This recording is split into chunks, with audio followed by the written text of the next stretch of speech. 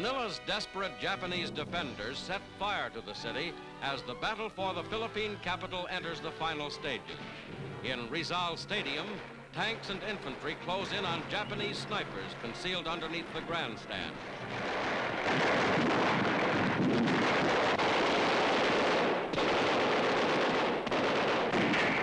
Through heavy crossfire, wounded American troops are brought in for treatment.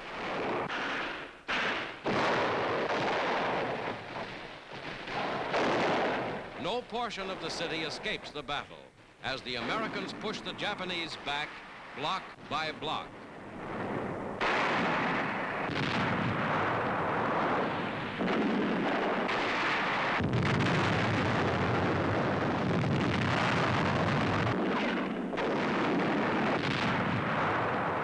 As the northern half of Manila is cleaned up, heavy guns are turned across the Pasig River.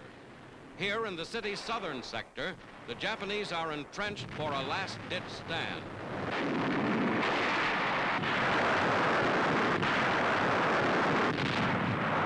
Enemy troops come into the open. American riflemen open fire.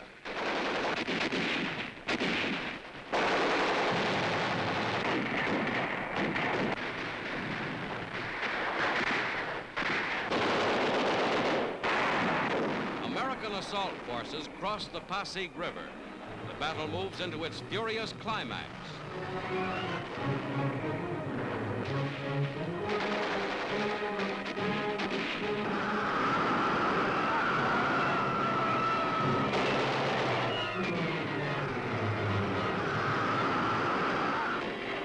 Manila's post office is retaken.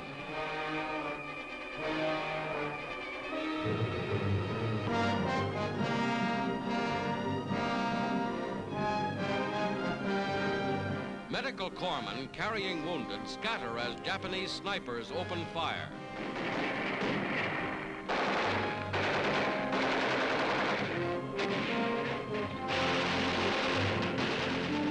A temporary hospital cares for the seriously wounded.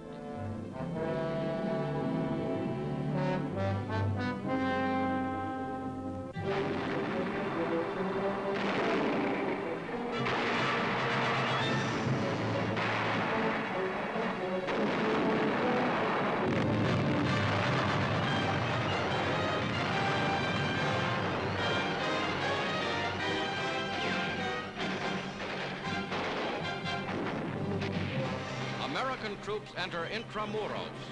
Within its 30-foot thick walls, the Japanese make a desperate last stand. Their hiding places are discovered and wiped out.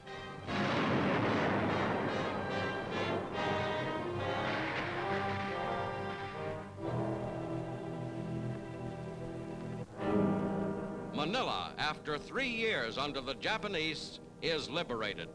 A pontoon bridge is thrown across the river to carry to North Manila the Filipino hostages held prisoner by the Japanese in the city's southern sector. These civilians escaped with their lives.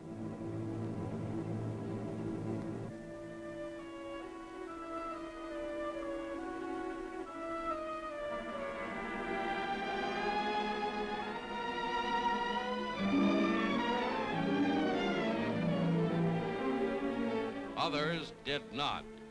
Their embattled Japanese captors tied them hand and foot. Then they were slaughtered with bayonets.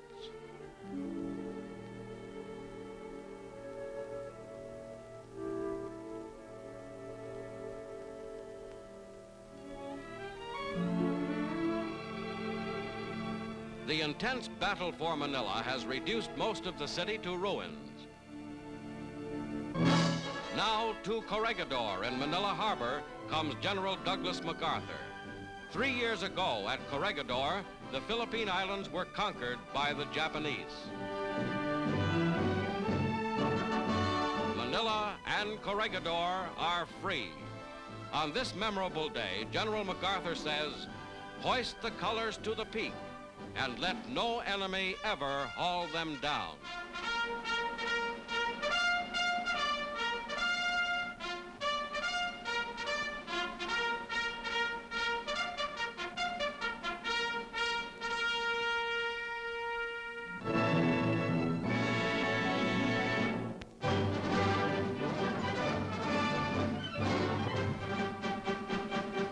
American clothing for Europe's victims of the war.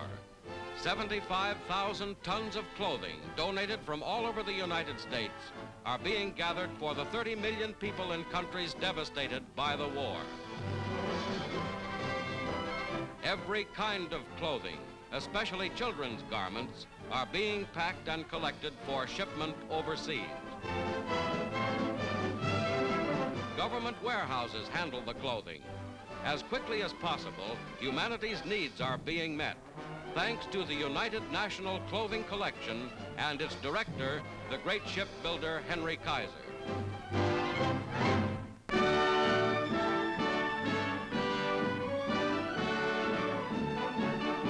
In San Francisco, great American port to the Pacific, preparations are made for the coming World Security Conference.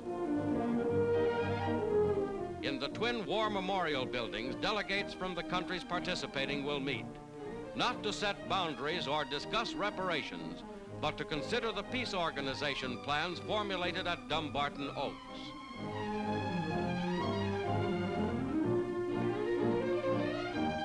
In Washington, American delegates to the San Francisco Conference hold their first meeting. They include distinguished political and educational leaders, representatives appointed by the President from both major political parties.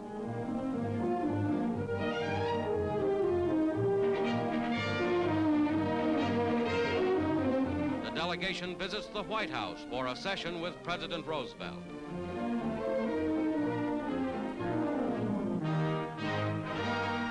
Secretary Stettinius explains the purpose of the conference. The San Francisco Conference of all the United Nations will have before it the proposals drawn up at Dumbarton Oaks by representatives of Great Britain, the Soviet Union, China, and the United States governments. These proposals have been before the peoples of the world for their full and free discussion for almost half a year. I am confident that the goal of a World Security Organization is now within our grasp.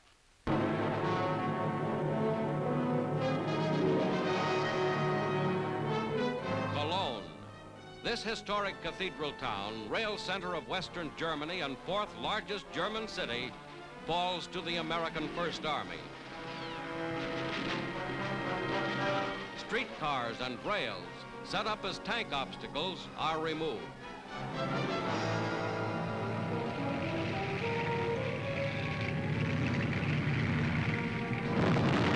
A house-to-house mop-up cleans out Cologne's remaining pockets of resistance.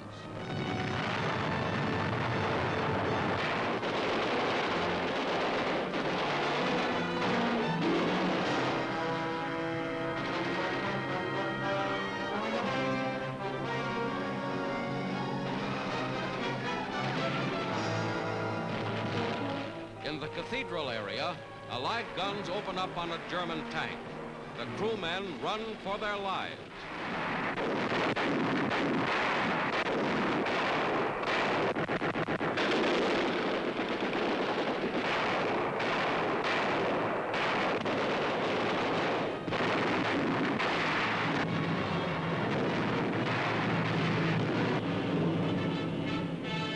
In spite of 3 years of bombing, the ancient Cologne Cathedral is almost untouched.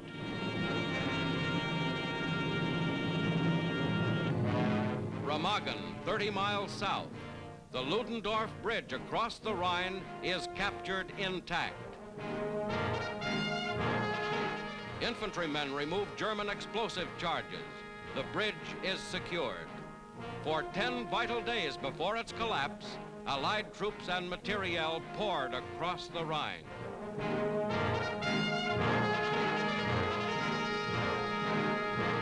Other bridges, north and south, have since carried 7 Allied armies deep into the heart of Germany.